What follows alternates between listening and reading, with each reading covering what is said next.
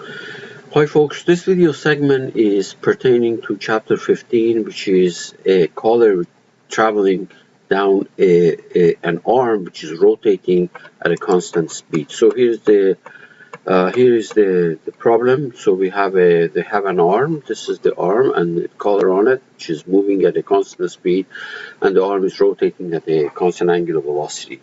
Now, whenever you have an object moving in a rotating frame of reference, such as what you have here, or when you walk on a merry-go-round, the merry-go-round is turning and you are walking, there is an effect created which is called the Coriolis acceleration.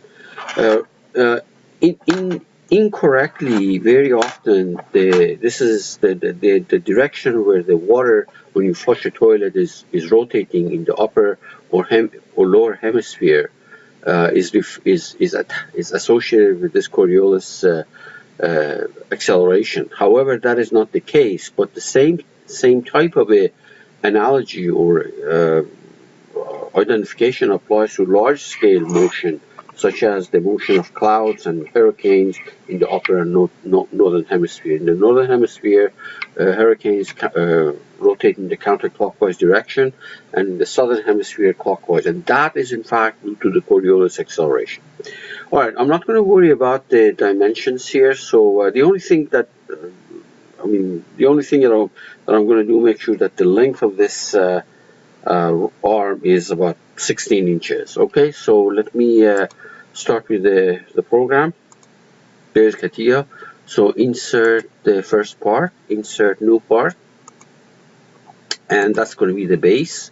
So right click properties, the base, and the base.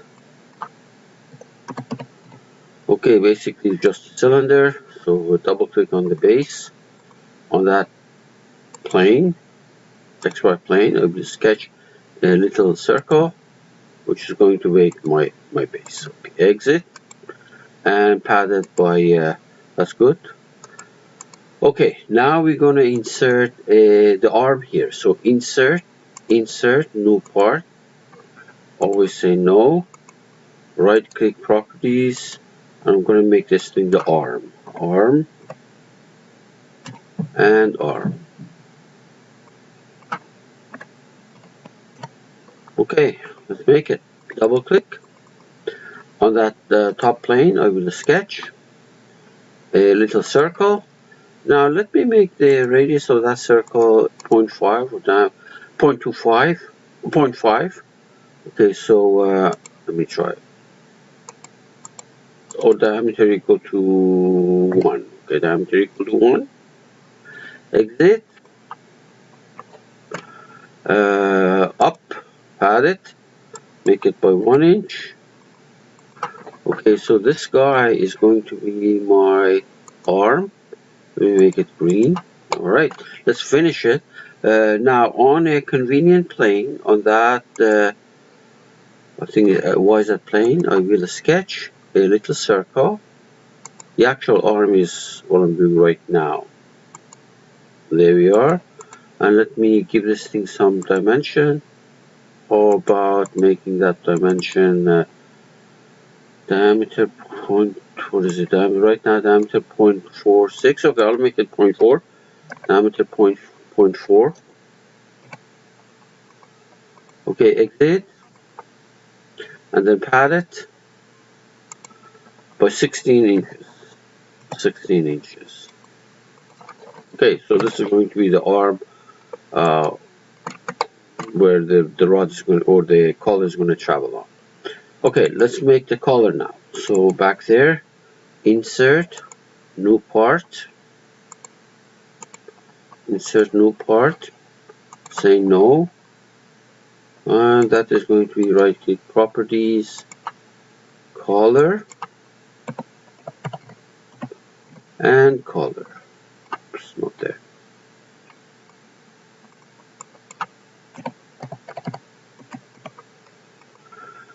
Okay, let's make the collar.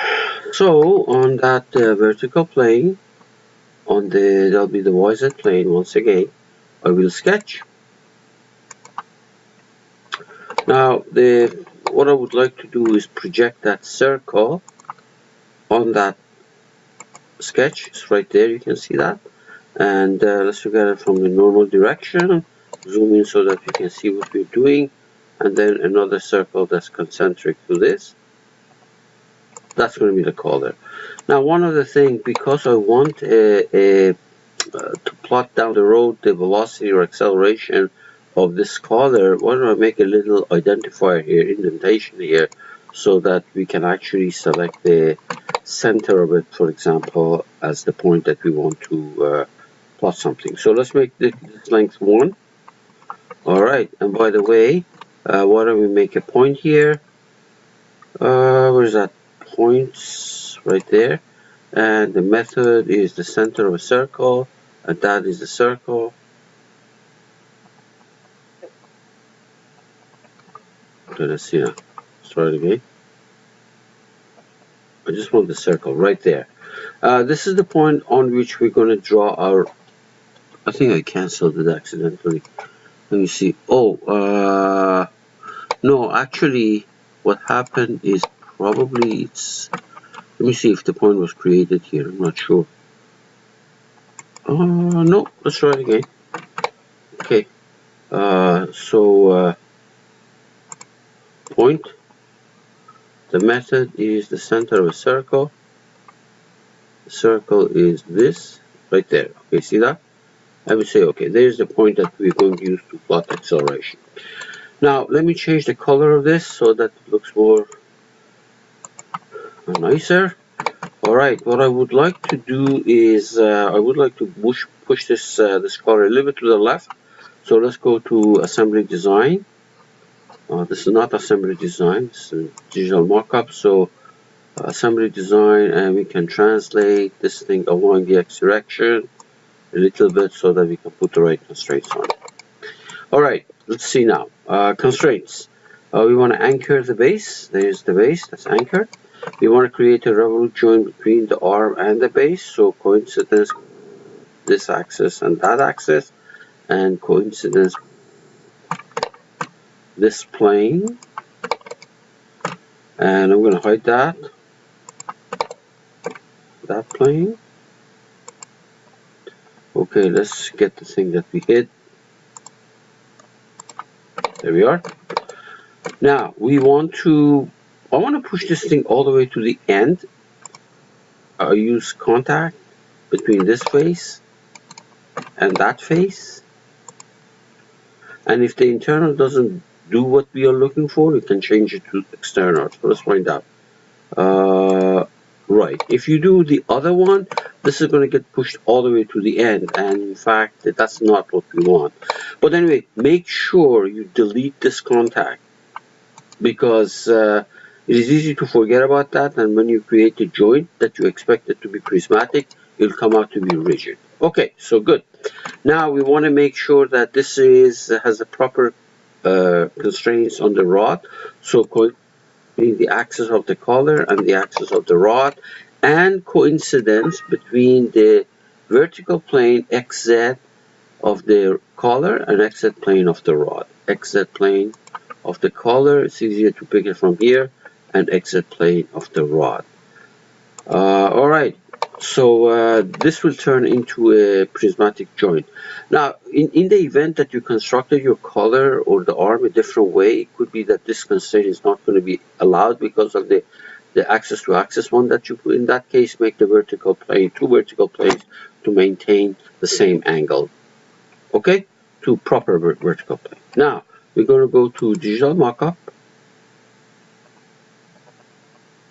EMU Kinematics, get the magic wand out, new mechanism, okay, auto create. There's two joints here, as you can see, and hopefully one of them is revolute, the other one is prismatic.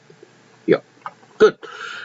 Now, okay, so then we want to put physics into the problem. By the way, these planes, I don't want them, they're just a nuisance, so I'm going to select them all and hide them.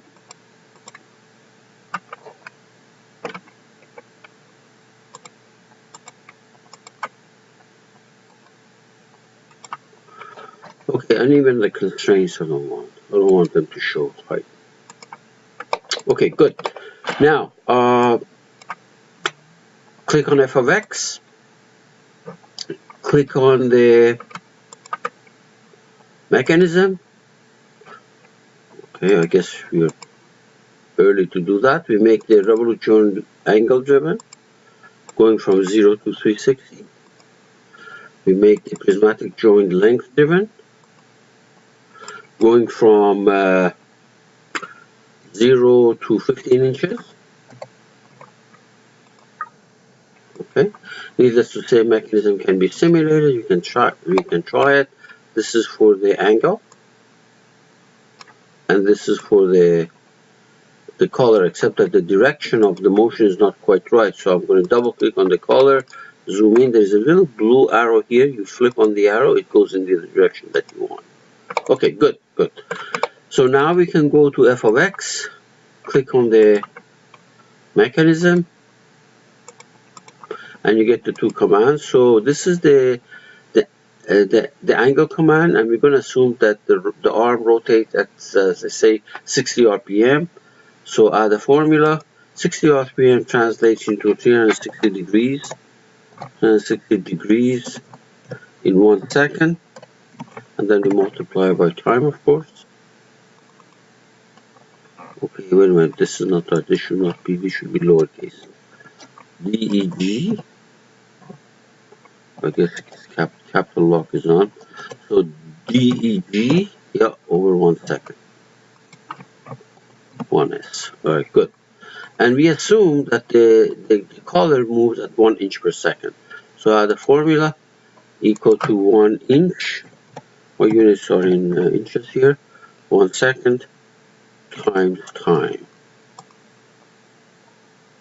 The only reason I made the arm 16 inches long, so that I have an idea how long it's going to take to go from this end to the other end, say around 15 seconds. Alright, now we're going to create our sensor at that center of this point, at this point that we created. The ball rolling down a ramp or sensor, speed acceleration. You select, let's see now, what does it want? Reference product is the base. And the point selection is that point that we create. Base is stationary, so that's our reference. Okay. All right. The final thing is to go to simulation with laws. We're going to do it over, all right, let's make it 15-second interval. 15-second interval. That's right. Activate the sensor, and what we want to do is to plot the acceleration of the color of this point sensor that we created. So let's find that, not the angular acceleration of it. We want the magnitude of the linear acceleration. Magnitude of the linear acceleration. Okay, so that's the only thing I want to plot. Now remember, the linear acceleration is going to be composed of a few things. One of them is the tangential acceleration. The other one is a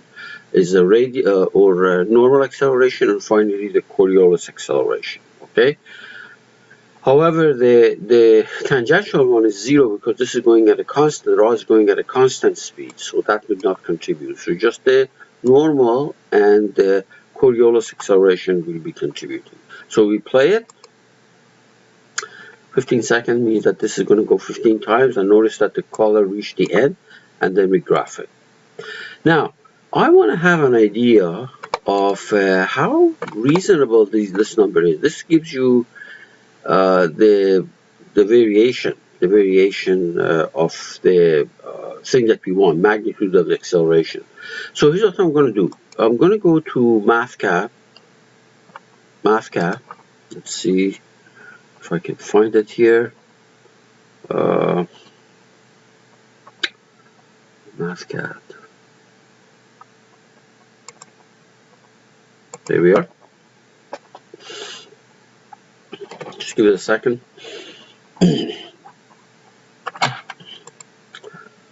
All right. So the velocity of the color was 1 inch per second, correct? Let me change the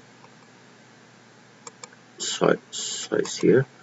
Okay, the angular velocity of the color was in radians per second. It was 60 RPM or 360 degrees per second or 2 pi radians per second. Now, obviously, the position of the color at varies with time, and it's going to be the initial position 1. This is why I made sure that the center of that color, center mass of that color, is about 1 inches away from the center of rotation plus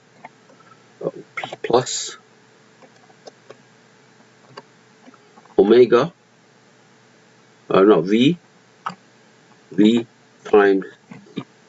Basically, the position varies linearly with time. It starts at when t0 starts at 1 inches away, and then it grows. Okay, so the normal acceleration, a, or right like that, dot normal, we know from the stuff in kinematics, it's going to be r. It's a function of time, incidentally. It's a function of time. That varies with time. Because r varies with time, it is r of t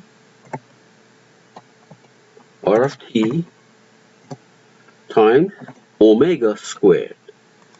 It's the standard formula, r omega squared, or v squared over r, whichever you use, squared. And the Coriolis acceleration,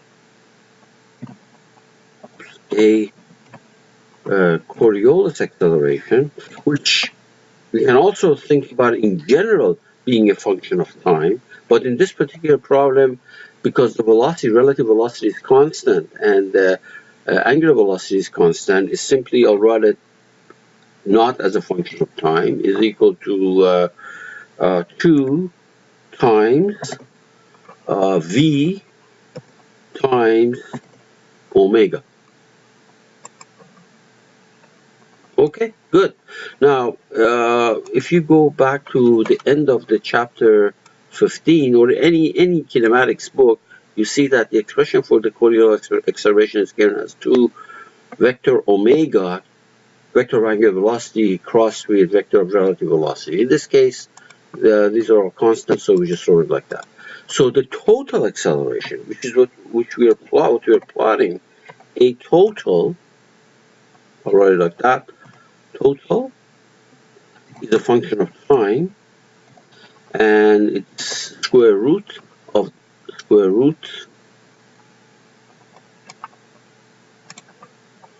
the normal component squared, a sub n t quantity squared, plus a sub c, which is constant, by the way, raised to the power 2. This is the total Coriolis acceleration. So why don't we plot this thing? Plotting in MathCAD is very easy, so there we are. Let me make this thing bigger. There's the time. There is the total acceleration as a function of time. And the range starts from 0, minus 10, we start at 0 second, all the way to 15 seconds. 15 seconds. There we are. And notice that this is that. Okay, let's try one more time. If you look at it, this is the same as the other one. Now, you may have the false impression that this is actually a constant, a linear function, but actually it is not, because if I go and plot, for example, over short, let me change, make the velocity faster. How about instead of 10, I make it, I don't know, 10. You can see that actually it's bending a little bit. If I make it 100,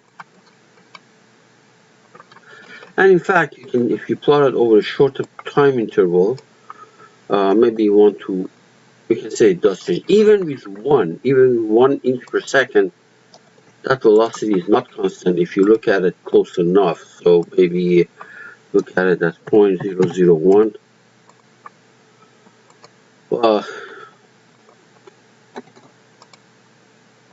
Okay, so let's change this thing to 3 or 4. Yeah, it is not constant. Okay, so if you can easily make it pronounced by changing the velocity.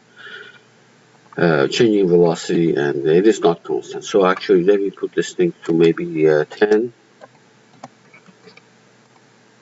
and let's go here to. You can see that over 0.1 second meter.